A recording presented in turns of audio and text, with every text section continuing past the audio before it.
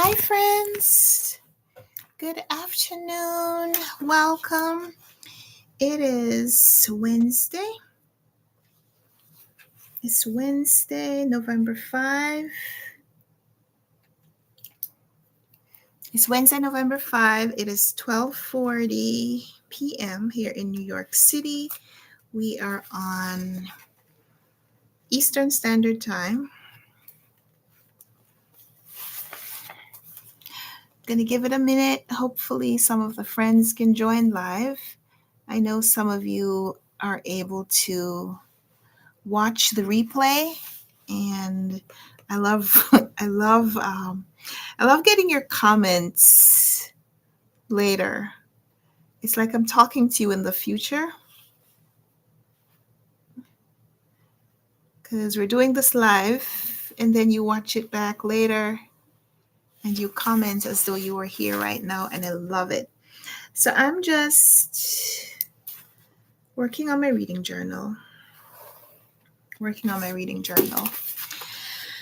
I am making up my November TBR page, because even though I started reading, I didn't officially set it up. So I'm just setting up my November page and waiting to see if some of the friends are going to be able to join live.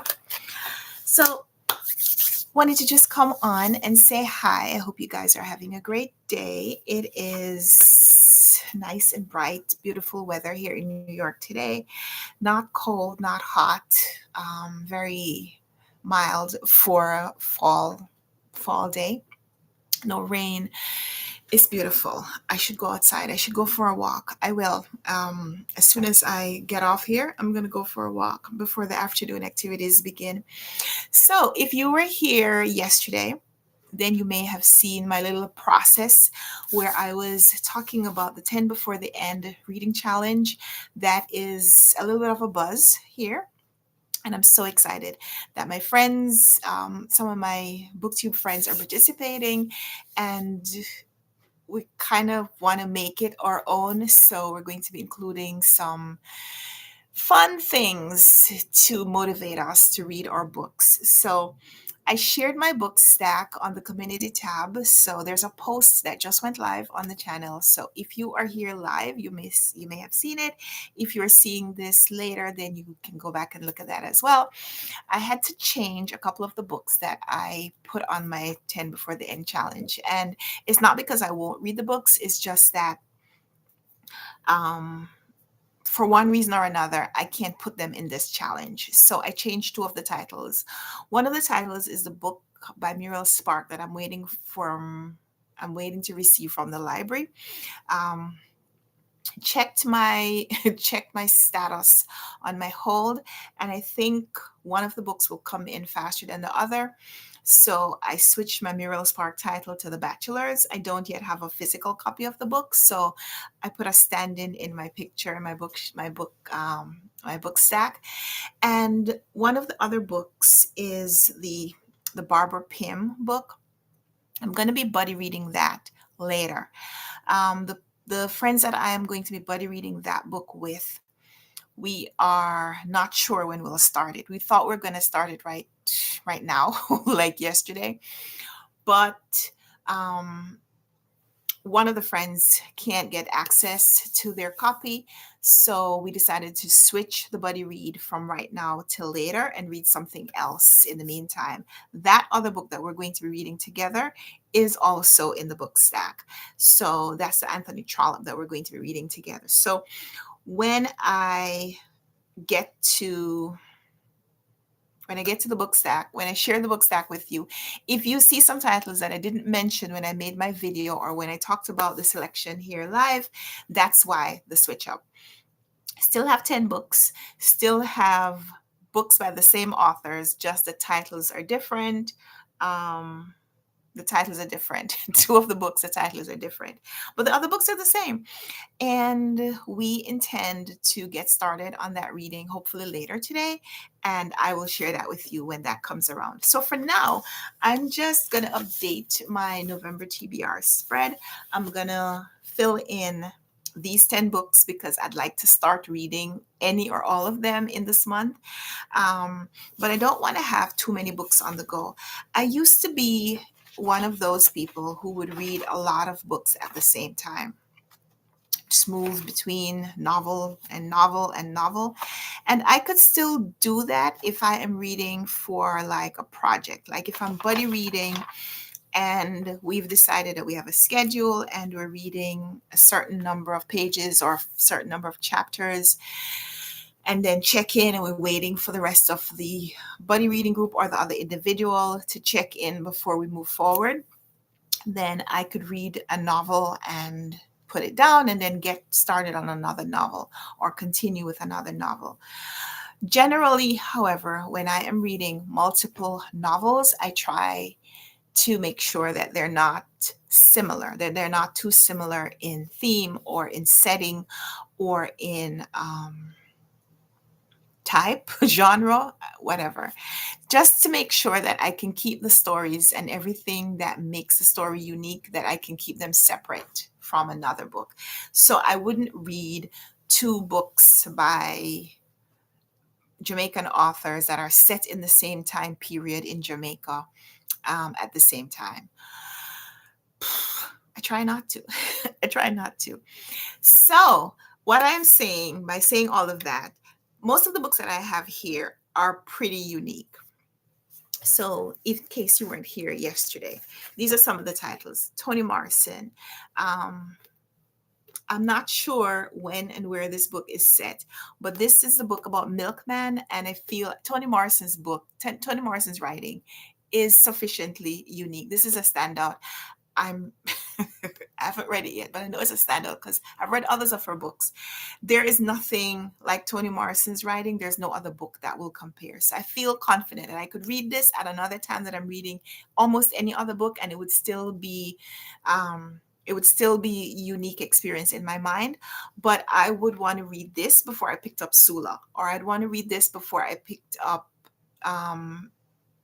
Love, any of her other works. So when I get to this, whenever it is that I get to it, I want to read it on its own. But if I don't, then that's fine because I could read this at the other time I'm reading something else. I have a Barbara Pym book. I have another Barbara Pym book, the title that I actually mentioned to you that I'm going to be buddy reading. Because I don't know when that buddy read is going to happen, and it is possible that it won't happen before the end of the year, I chose this as my alternate, my replacement Barbara Pym book for the 10 Before the End challenge. But if when I'm reading this, when this comes up in my stack and I'm reading it, the buddy read for the other Barbara Pym book starts, I would need to finish this before I started another book from her, is what I'm saying. So I wouldn't want to read two books by the same author. My next book is the next book on my stack in order of the way I stacked them, the way I talked about them yesterday. The next book on my stack would be a book by Muriel Spark. I don't have the physical book yet. I'm waiting for it from the library, but I'm planning to read The Bachelors by Muriel Spark. Barbara Pym and Muriel Spark are two very different authors, but they're both British women who are writing about a period slightly in the past. And there are times when their books deal with similar themes. I haven't yet read either of the two books, and I'm going to be reading by these two women authors, but I wouldn't want to read them at the same time. So if I started Barbara Pym, I would want to finish the Barbara Pym book before I picked up the Muriel Spark book. That's what I mean. The Bone People is another book that I have on the challenge. This is Carrie Holm is a Maorian author living in New Zealand. I feel confident that this will be different from anything else that's on the book stack. So I think I could pick this up at any point. But my intention is to start and finish a book before I pick up any of these other books, just so I can make sure I am focusing on the books. My intention with I didn't create the challenge. My intention in participating in this challenge is that it will help me read more. And in order to read more, I need to read faster. I don't want to compromise my enjoyment of the books. I don't want to compromise how how immersed I can get in the book. But in order for me to maximize that, I want to make sure that I'm giving the books the attention that they deserve. So, um, I'm going to be reading one book at a time for the most part, is what I'm saying. I have found that helps me to concentrate, that helps me to get immersed, enjoy, and come out of the book world the best way for me. I could still read multiple books at a time. So I am reading currently two books. Currently reading David McCullough's The Wright Brothers, which is nonfiction, focusing on the life of Orville and Wilbur Wright and their inventions in the late 1800s, early 1900s. And this is a unique experience. There is nothing else that I would be reading right now that will come anything close to this. So I could read this because I'm reading this on a schedule. I'm reading a chapter or two at each time, checking in with my buddies, and then putting the book down before returning to it. So I don't want this to be the only book I have on the go. But I wouldn't pick up anything else. I wouldn't pick up another like nonfiction about an inventor at the same time.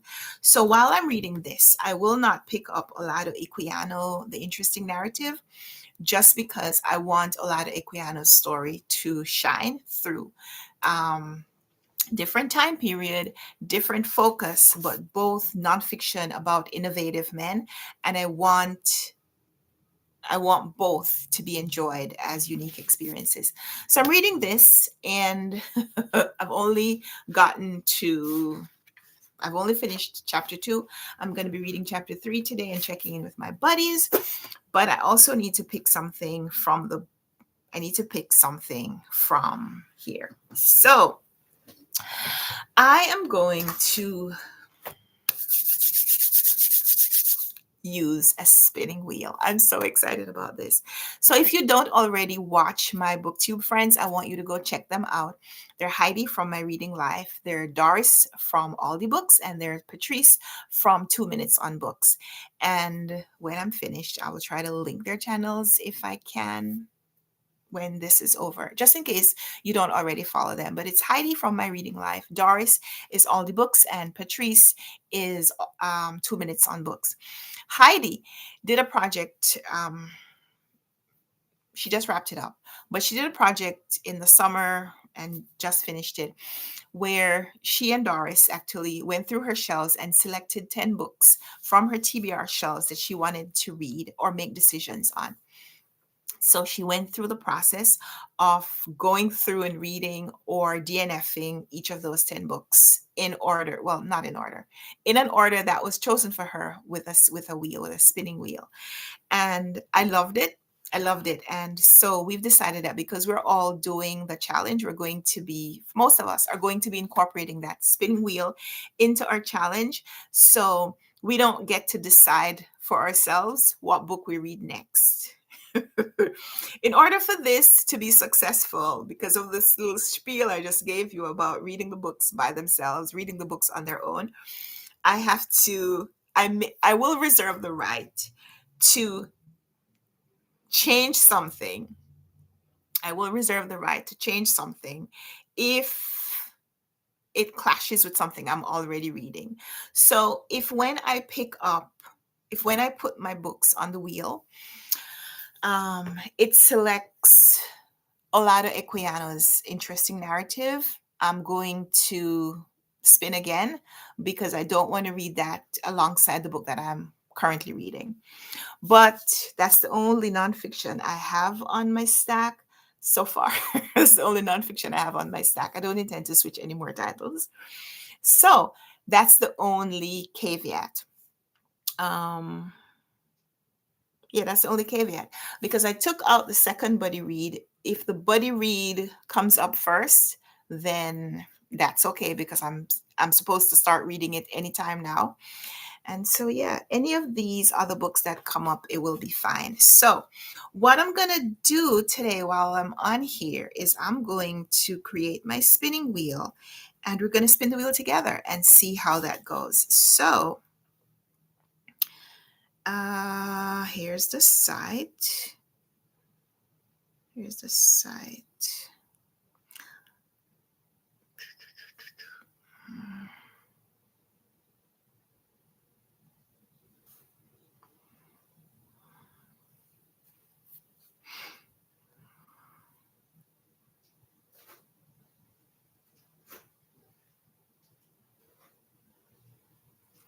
I thought I had the site. Maybe I don't have the site yet. I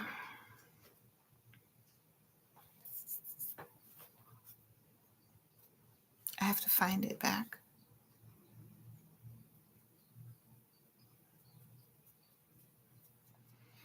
Okay, you know what? We'll do this later.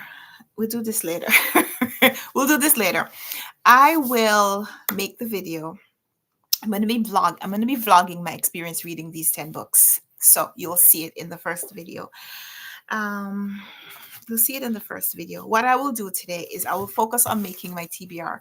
When we come back tomorrow, when we come back for the live tomorrow, if I haven't already started the video, then I'll do the spinning wheel with you.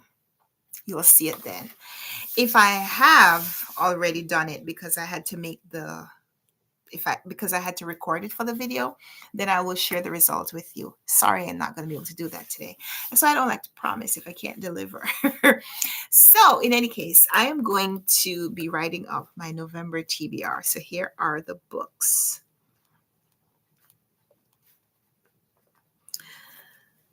Song of Solomon. No Fond Return of Love.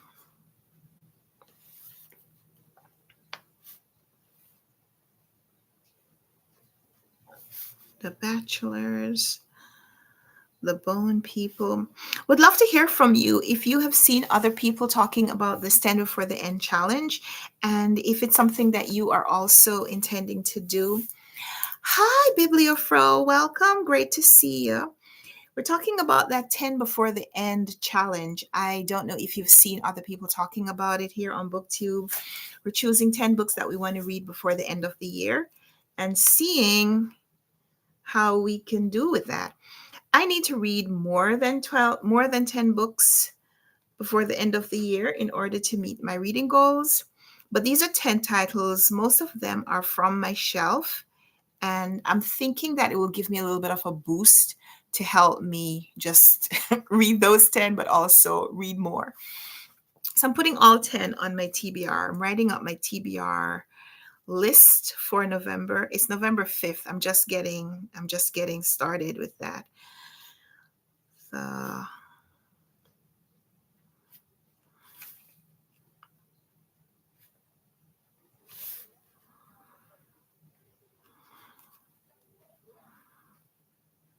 So let me know if you've seen other people talking about this challenge. And of course, if you are participating in the challenge yourself, if you've posted your stack somewhere, if you've started reading, how is it going? 2, 3, 4, 5, 6, 7, 8, 9. Which one did I skip? The Warden. Okay, they're out of sequence, but that's okay. So on my stack, I have Song of Solomon by Toni Morrison, No Fond Return of Love by Barbara Pym, The Bachelors by Muriel Spark, The Bone People by Carrie Holm, The Interesting Olado Equiano's The Interesting Narrative, The Loneliness of Sonia and Sonny by Kieran Desai. I skipped to The Warden by Anthony Trollope. Then there's Buckeye by Patrick Ryan, Love, Anger, Madness by Marie Vauchevet, and Dominoes by Phoebe McIntosh. Hi, my cozy little library. Welcome. Good to see you. So we're talking about the 10 Before the End challenge and whether or not you have heard about it, if you are participating in it.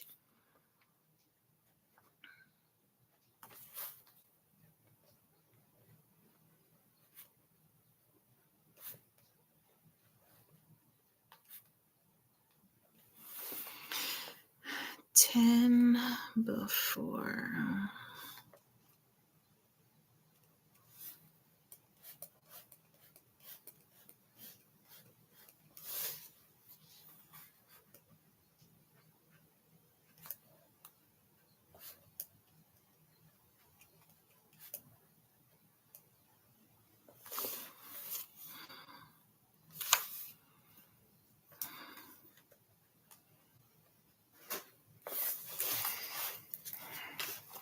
So the 10 before the end challenge is you identify 10 books that you want to read before the end of the year and share your book stack, share your list. Oh yeah, those are great. I haven't Life Won't Let, but Bibliofrose says, haven't seen that one, but I want to read a couple of biggies. The Love Songs of W.E.B. Du Bois and Bleak House by Dickens. Life won't let me do 10 anymore. I completely understand. 10 is a big challenge number for me too, because I don't, given how my reading has gone in the last few months, I should say that I don't know if I can read 10 books before the end of the year, but I certainly want to reach some of my reading goals, and these books help me make progress on them. So even if I don't get to read all 10, I love a book list. I love a bookish challenge. So, you know me, I will always try. I will always try. Um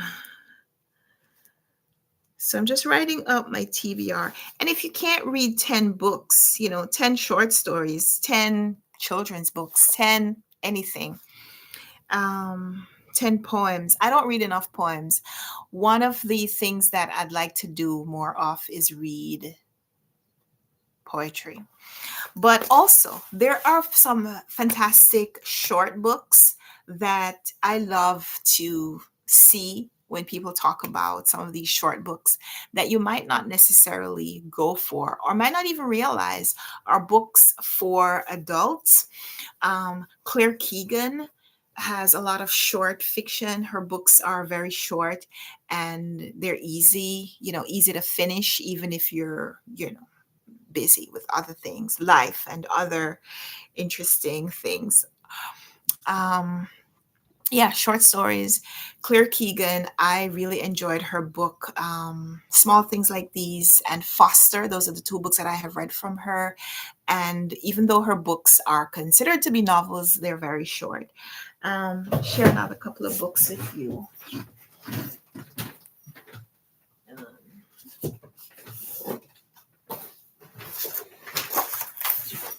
This was another one that I read recently. This is What Does It Feel Like? A novel by Sophie Kinsella, who is an author known for much longer fiction. But this is a novel told in just about 130 pages. And that, I mean, it's novella length, but it's novel intensity, and highly recommend this one if you are interested in reading books about women dealing with stuff, life stuff. I've been a fan of this author for many years. She wrote the Shopaholic series, which I really, really enjoyed, and I loved how different this book was, how I really enjoyed how she talked about a very difficult topic, but gave it to us in a way that makes you appreciate who the author is. So yeah, this was a high recommendation from earlier in the year. Trevor Noah has a new book out. Trevor Noah has Into the Uncut Grass, which is a picture book. With short text, but the text is completely appropriate for adults. Khaled Hosseini also has a very short book. What is Khaled Hosseini's book title? You know him from much longer works like The Kite Runner and The Mountains Echoed, but his book, I read it a couple of years ago, can't remember the title now, but it's a very short work and it's poetry, it's poetic, but it is a difficult subject. And so it is, I think, really well presented in picture book form with short prose. And just allows the reader to experience the story without too much. So short books, I think, is definitely the way to go if you want to do a challenge like this, but don't have a lot of time. I enjoy the big books too. You mentioned you're going to be reading the Bibliofro. You mentioned you're going to be reading the love songs of W.E.B. Du Bois. This is one of my favorite books of all time. I am due a reread. I don't know when. Don't know when I'm going to get to it. It is big. It is, what is it, like 800 pages? Yeah, almost 800, 780 something. Completely worth the time invested. When you read this book, I think you're going to love it. If you like books about families, if you like books about, if you like books about love and about what love looks like and how love can be experienced by different people, how love can be given in different ways. Yeah.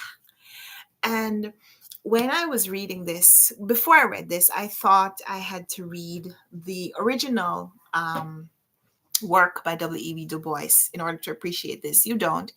Honoré Fannin Jeffers pays beautiful tribute to W.E.B. Du Bois, but the book is more about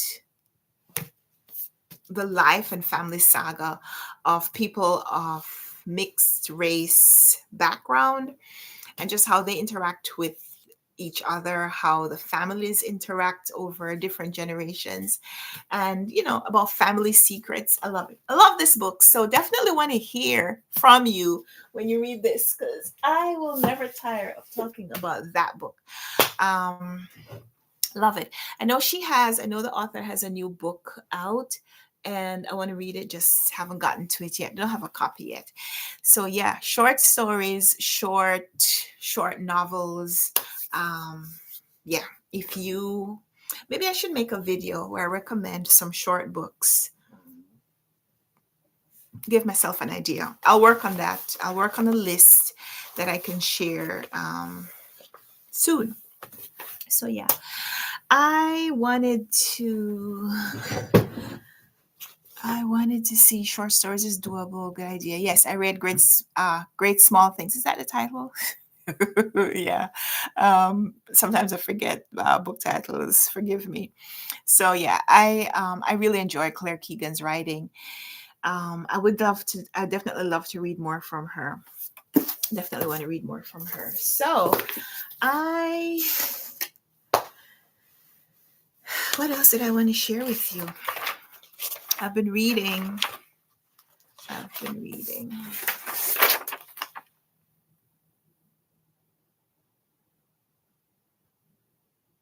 Children's books are also a really great way to go. I've been reading Charlie and the Chocolate Factory with my daughter. She had to read it for school, and they read it together as a class. I guess the teacher, over a certain number of days, over a few days, maybe over a couple of weeks, read Charlie and the Chocolate Factory, maybe a chapter a day or something. And my daughter really enjoyed the story.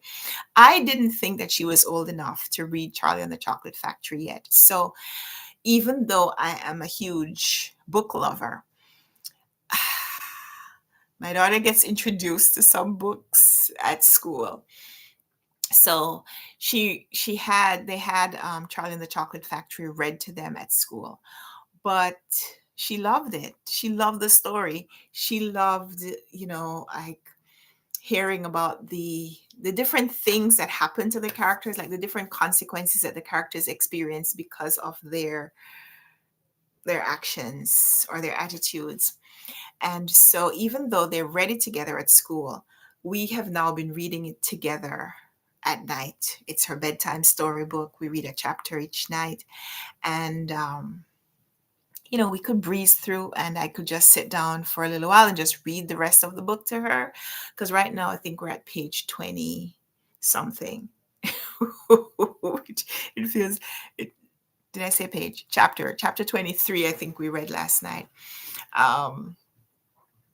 It's a book that we could read together in a day. She could sit and I could just read it to her.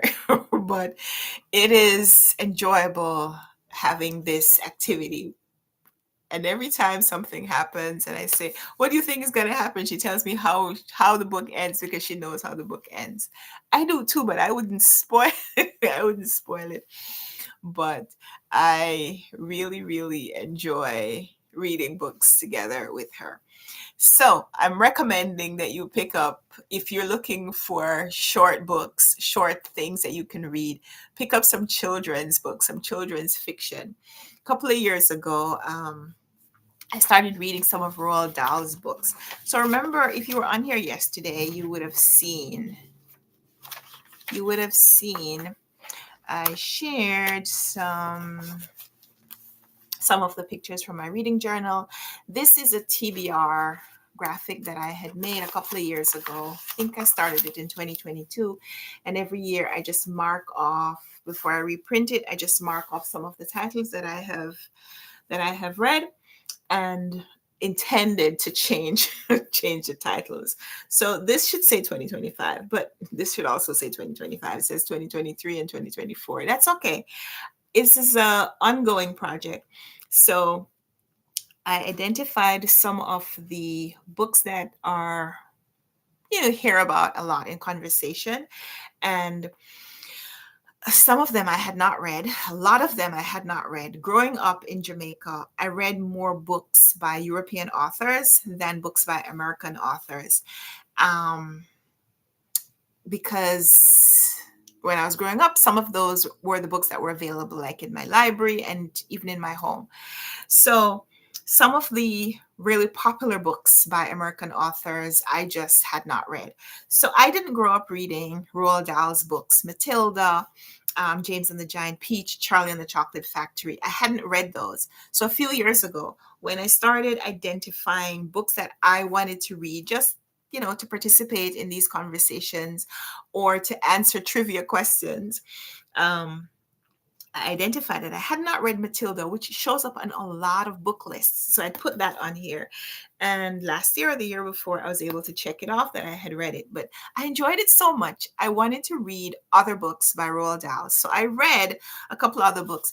I didn't love Charlie and the Chocolate Factory as much because I felt like there are some things in the book that I think are a little problematic. And I'm sure some of you may have heard the problems.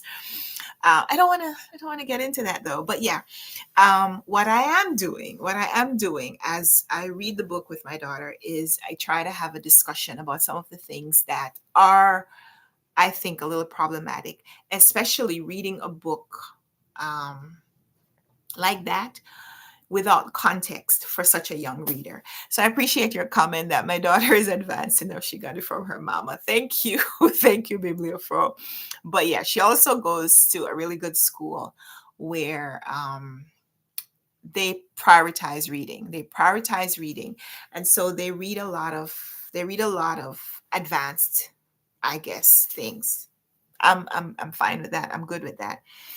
So in Charlie and the Chocolate Factory, there are words that are used to describe characters that are not words that I want my daughter to use to describe people. And so in reading together, one of the primary reasons that I want to read the book and read it slowly to have these conversations with her is just to reinforce, just because the book says that a character is this doesn't mean that that's how we should talk about people. When we describe people to others, physical description should not be the first thing. And we should always be looking for things to uplift, to make people feel good. Like, we don't want to say something that if the person heard it, even if we're just talking about them, if they heard it, that they would feel upset, feel bad. So that's how I try to frame the experience of reading the book. But Charlie and the Chocolate Factory has a lot of those physical descriptions. If you're familiar with the story, there are these 5 children who are taken into a situation, and the only way that it's not the only way, but the biggest way to distinguish between them is their physical characteristics. And most of them is not, those are not words that we want to use. So yeah, all of that to say, got a little sidetracked, but yeah, short books for the 10 before the end challenge. recommendations would be children's books. Um, Roald Dahl books are funny. Most of them are funny. The ones that I have read, I haven't read everything that he has published for sure. I have read 3 or 4 of his books because I went on a little kick last year.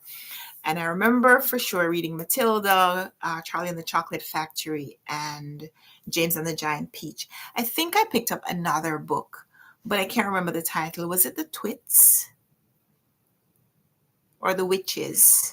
I don't remember, but yeah, those are the 3 that I remember for now. So yeah, if you are interested in the challenge, look for some short books, and I'll try to post some recommendations as well. There was a challenge a couple of months ago, Shorty September, where a lot of people read and talked about short books here on YouTube, on BookTube. So you may find some recommendations there as well. But yeah, I think it's a great opportunity to find some books that will help you meet the challenge if you want to participate in the challenge but don't have a lot of time. So yeah, I that's my recommendation. That is my recommendation. I have a lot of books that I'm interested in receiving. I'm hoping to get a copy of this new book by Oyinkan Brathwaite called Cursed Daughters. Oyinkan Brathwaite is the author of My Sister the Serial Killer, another very short book.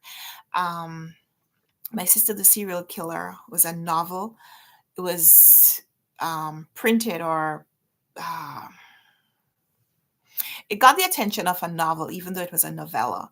I think it was just a little over 100 pages, but it was a very intense story. And if you've read it, then you probably would agree with me.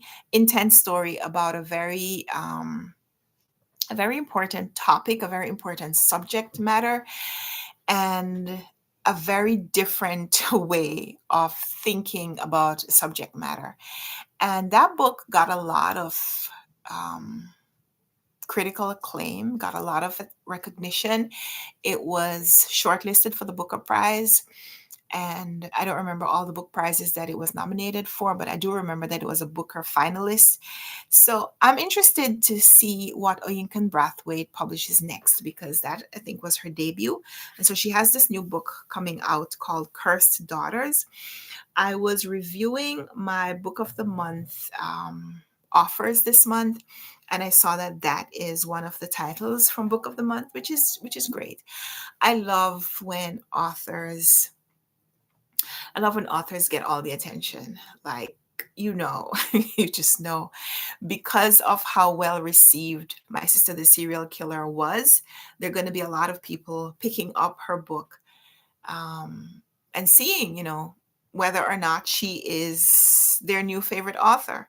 Because, I don't think you say someone is your favorite author after reading just one of their books. You're looking for at least a second book to do that. So yeah, Cursed Daughters is coming out. I'm very excited about that. I don't know any books that were published yesterday. I feel a little bit out of the loop. Let's go and see. I'm going to be on here for another couple of minutes. I have to go at about 1:30. So we'll spend another 10, 11 minutes on here. Let's just see what books were published yesterday.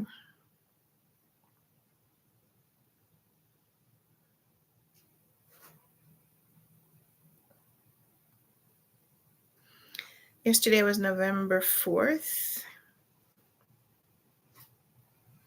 2025. Are you guys into new releases?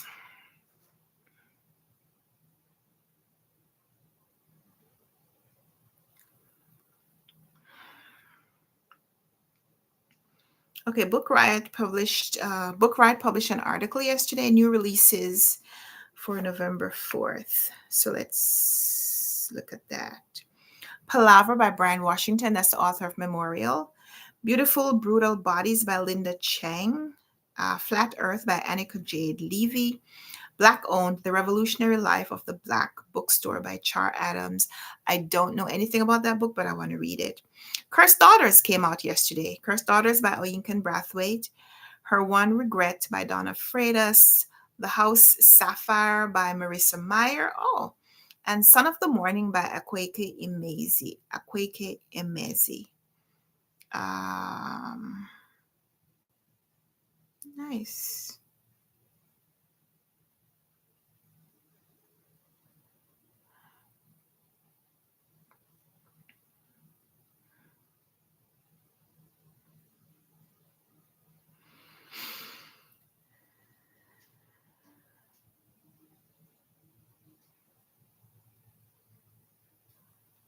That's cool.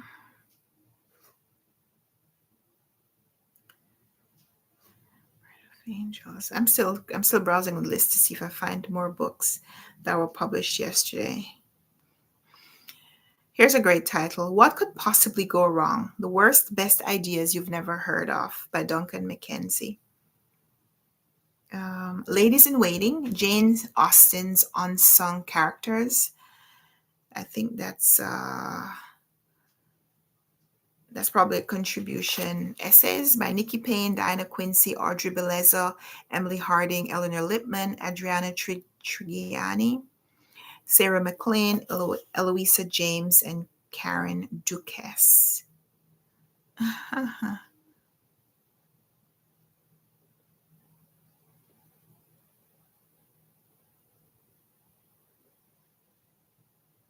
Life on a Little Known Planet: Dispatches from a Changing World by Elizabeth Colbert. That is a nature book, science book. Maybe not nature so much as science. They're not the same thing. Um, Bibliofro said, cute title. Which one? The Cursed Daughters or the Black Owned: The Revolutionary Life of the Black Bookstore? Let's see what that's about.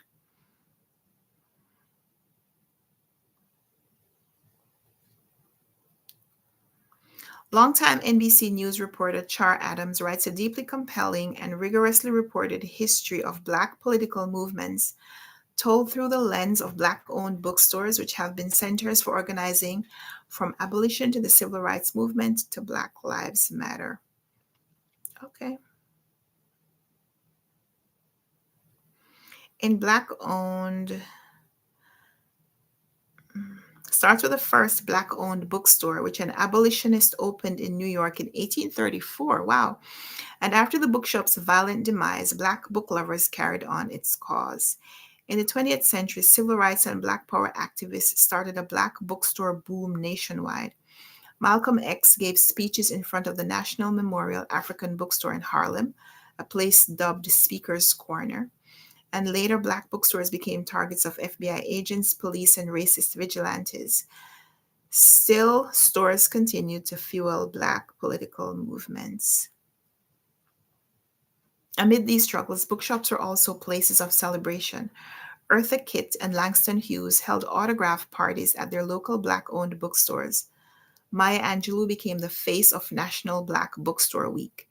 And today, a new generation of Black activists is joining the radical bookstore tradition, with rapper No Name opening her Radical Hood library in Los Angeles, and several stores making national headlines when they were overwhelmed with demand in the Black Lives Matter era. Okay. It is just about 300 pages long, so I'm adding that to my TBR. I'd like to read that soon. Yeah. Yeah, the bookstore history, how interesting, she says. Truly a little known history. Another one. I want to read that. I'm gonna see if I get a copy. Black owned.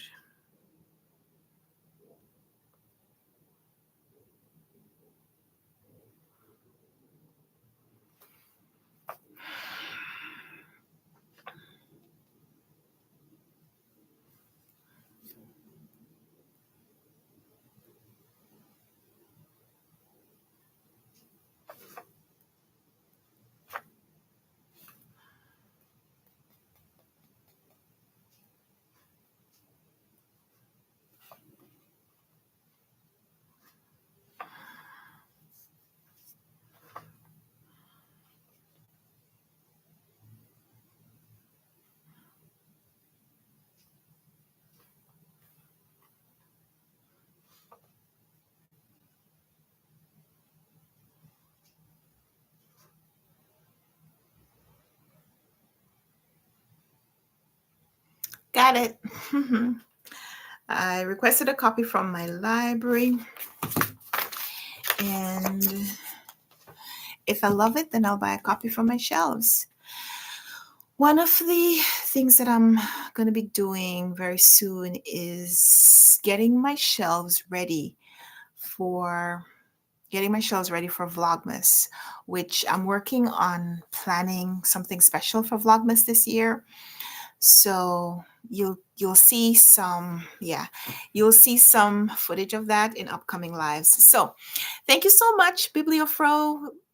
She says, like you, must leave for now. See you next time. Thank you so much. I'll be on here tomorrow, maybe a little earlier.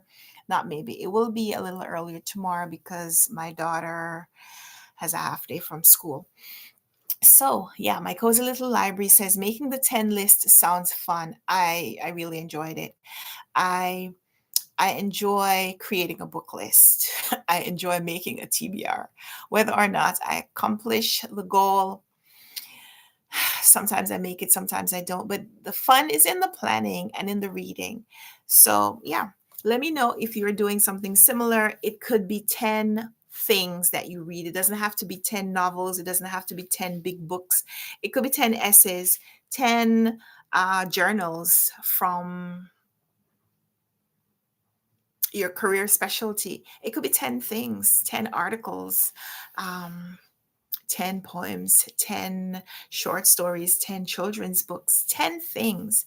Let's challenge ourselves with this 10. I like it. I like it. And I'm so behind it that now I'm pushing it on other people.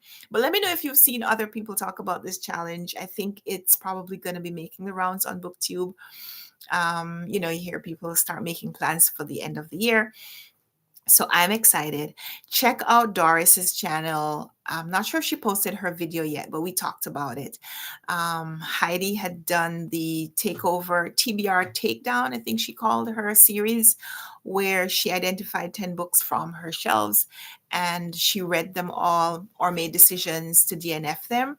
And so she had finished that. I think she posted her last video from that series a few days ago.